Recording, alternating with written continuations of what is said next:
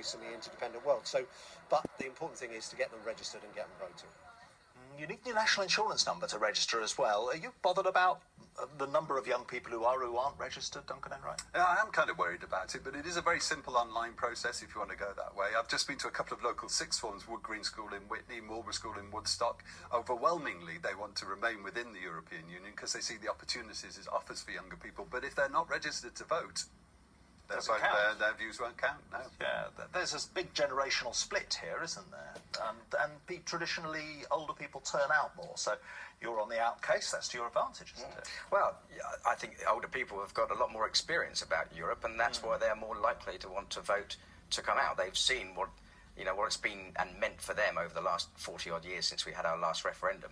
Of course, younger people see it differently. That's self-evident, but it is a bit. It's a vote for the future, though. That's the argument that people make. Sure, but that is the argument people make, and I don't know whether that's the argument that's put to me very clearly by young people necessarily. Yeah. But it is a bit disingenuous to try and sign up lots of young people because you know they're probably going to be your voters. Actually, we should be encouraging everyone to sign up, everyone to take part, and everyone to vote, whichever way that should be. Well, I would agree with that. Yes, absolutely. Do you think the turnout's going to be high?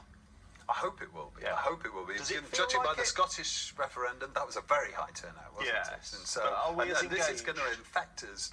It's going to affect us very profoundly, more than anything else that's happened in my political life, and that's why it's cutting across the parties as well. I think it's critical that people get involved with this. And you've been, someone who's wanted a referendum for so long.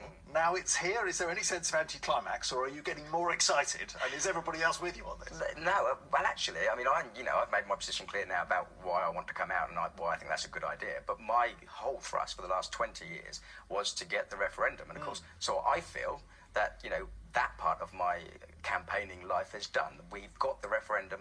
People now get the opportunity to have that choice. And when that choice is made for in or for out, we should all acknowledge that, concede that, and move on for the best interest of the country.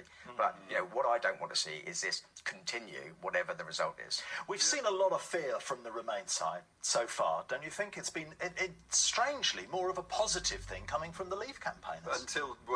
But just recently we've had Michael Gove talking about having 4 Birminghams descending on the NHS and demanding treatment, which is just nonsense as well. I think there's a fair amount of fear on this side. Here's a more positive view.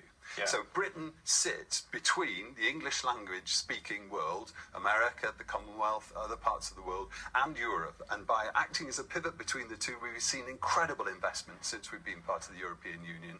We're just waiting now for beyond the referendum, where we can start again to build our economy. And the reason we're still in austerity, I believe, is partly because we're having this stupid referendum instead of thinking about how industry and jobs can be built in this country and skills. Right, that's almost correct. I don't agree with it entirely. I think half the problem we have with our economy not moving ahead as quickly as it should and probably would have done is the Remain campaign's constant talk about what's going to happen in the event that the British public exercise their right and choose to come out.